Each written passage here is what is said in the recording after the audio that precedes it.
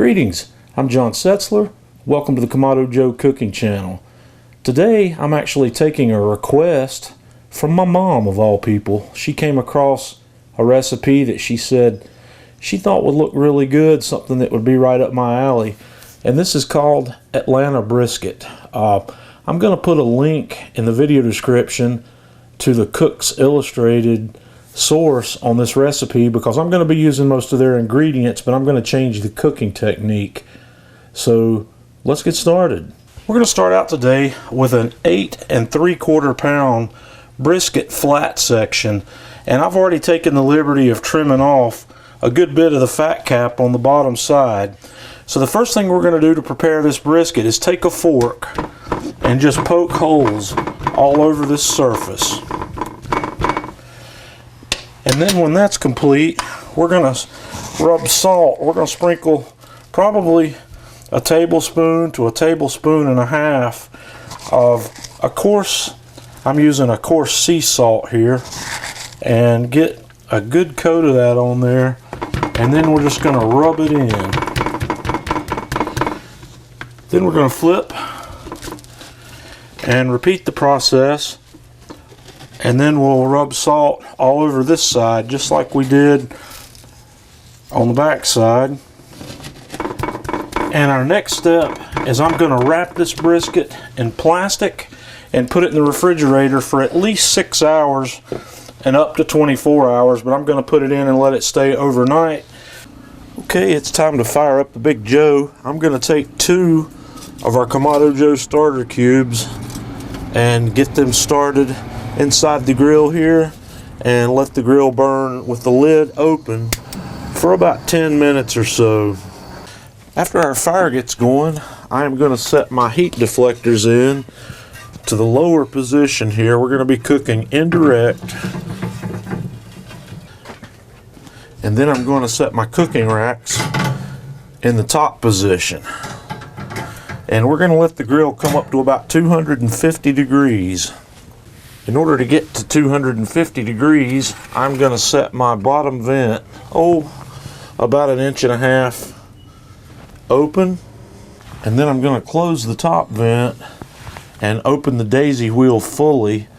And we're going to make all of our temperature adjustments from right here. Okay, now that our grill's just about up to temperature, I'm going to go ahead and set the brisket right up on the middle of the grill. And I'm going to put the fat cap up on this. And then I'm going to insert my temperature probe into the thick part of the flat. Get it good down in the middle. And this cook, we are going to cook it in 2 stages. This first part of the cook, we're just going to cook it for several hours to get some smoke to this meat, and then I'm going to come back and we'll proceed with the rest of this cook. Okay, while that brisket's smoking, we're going to make our sauce. And this part of the recipe is where the Atlanta comes into the Atlanta brisket, because this sauce is made with Coca-Cola. And as most of you know, Coca-Cola is a staple of Atlanta. It originated in Atlanta. It's got a lot of history there, so that's where this comes from. So the first thing we're going to do to make this sauce is I'm starting out with 3 cups of ketchup, and we're going to follow that with 4 cups of Coke, 2.5 tablespoons of onion powder, 4 teaspoons of packed brown sugar, 2 teaspoons of garlic powder, 2 teaspoons of salt, and 2 teaspoons of freshly ground black pepper. And then we're just going to whisk this together and let it sit aside while we get the rest of everything else going. Our next step, we're going to take about 1/2 stick of butter. That's 4 tablespoons, and we're going to melt it down in a skillet. After that butter's melted, I've got 2 fairly decent sized onions that I've done a coarse chop on. We're going to caramelize these onions. Okay, these onions are looking like they're just about where I want them, so I'm going to turn the heat off and we're going to set these aside.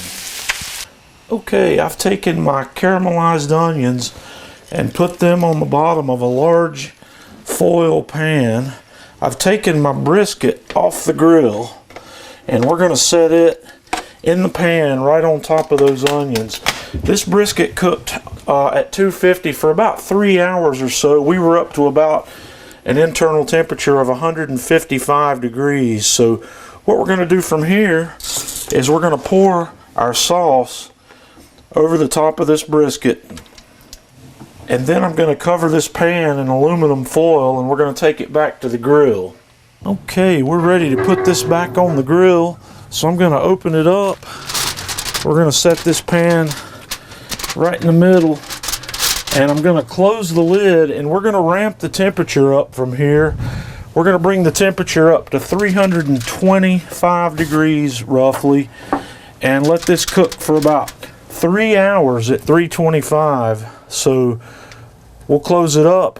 I'm going to open up the bottom vent about an additional inch and open up the top vent a little and let the temperature come up. So we'll be back to look at this in about 3 hours. Okay, we've been going for about 3 hours now, so it's time to unwrap here just a little bit and let's have a look, check and see how tender this brisket is and if it needs to cook any longer. Oh man, this thing is super tender. I'd say it's just about ready. Okay, I have taken the brisket out of the pan with the sauce, and what we're going to do, we're going to go ahead and slice this guy and slice it against the grain.